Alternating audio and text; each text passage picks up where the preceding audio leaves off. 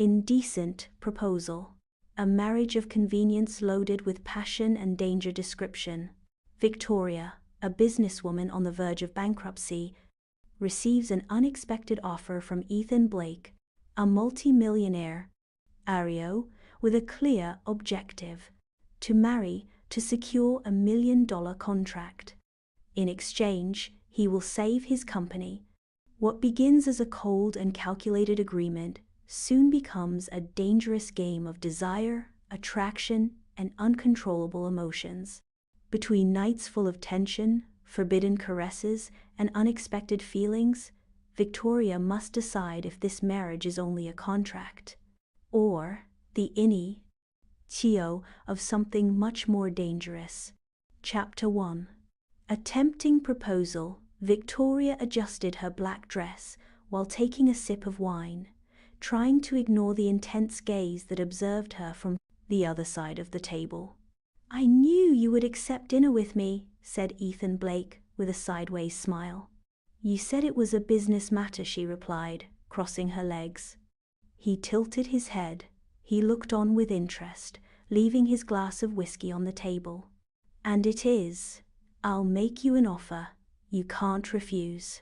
Victoria raised an eyebrow, skeptical. "What kind of offer?" Ethan leaned slightly forward, his dark eyes shining with defiance. "I need a wife."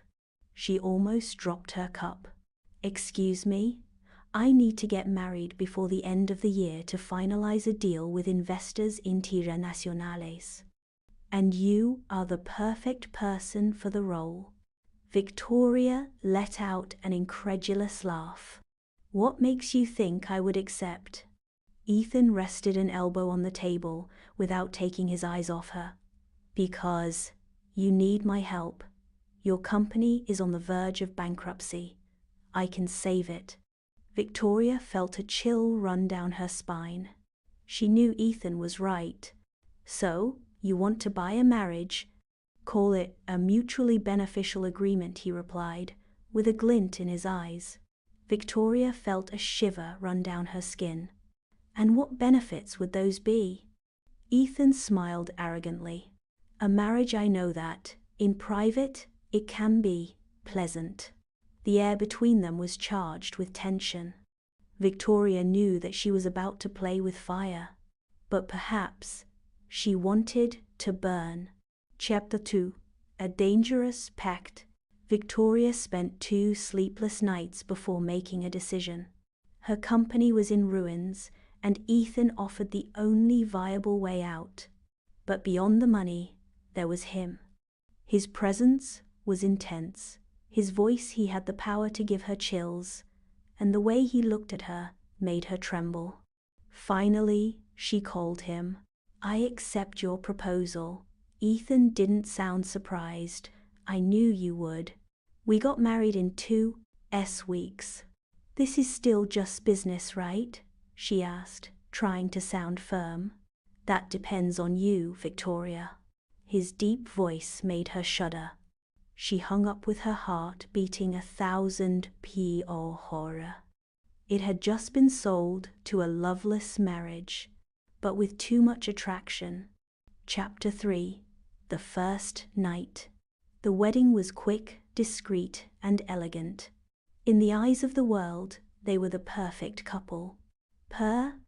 In private, Victoria felt that everything was out of control. That night, in her new house, she took off her wedding dress and put on a silk nightgown. Ethan was waiting for her in the master bedroom, a glass of whiskey in his hand. "Are you nervous?" he asked with a sideways smile. Victoria lifted her chin. "No, sure." Ethan approached slowly, his gaze sweeping over every inch of his skin. Victoria felt her breath quicken as he slid a finger down her arm, sending a shiver through her. "If you want to keep this just a contract, tell me now." Victoria knew that she had the option of moving away, but she didn't want to. Without answering, she approached him and murmured against his lips, "Discover it yourself." And then Ethan kissed her. Ethan's kiss had nothing false about it. It wasn't part of the contract, nor a simple business agreement. It was pure fire, a clash of wills and desire contained for too long. Victoria felt her body respond before her mind could process. Look. Her hands clung to his shirt as Ethan drew her closer, eliminating any space between them. When they finally separated, both were breathing heavily. You don't have to do this, he whispered, sliding his lips across her neck, as if he knew she was about to lose control. Victoria closed her eyes. She knew she should set limits. Remember that it was a deal. But with each touch, with each dark look from Ethan upon her, the lines blurred. I know, she responded, although her body said otherwise. Ethan looked at her fixedly. Espe, I gave a sign. And she gave it to me. She leaned in again, catching her mouth in a hungry kiss, surrendering completely to the intensity of the night. A broken contract. The following days were a dangerous game. By day, they were the perfect couple at social events. By night, the contract was forgotten amidst caresses and muffled moans. But while Ethan seemed completely comfortable with the situation, Victoria was at war with herself. She wasn't supposed to feel anything. She wasn't supposed to look forward to his caresses. She wasn't supposed to feel her heart race every time he looked at her that way. And the worst was that he knew it. You're running away from something, Victoria, Ethan murmured one night, trapping her in his arms after making her lose her reason in his bed. Ella shifted, not wanting to look him in the eyes. I don't know what you're talking about. Ethan grabbed her chin, forcing her to face him. About this, about us. You know this is more than a deal. Victoria, if I felt the air leaving my lungs. Don't say nonsense, he replied coldly, trying to move away. But Ethan didn't let her. Why are you afraid to admit it? Because this is not real, she blurted out.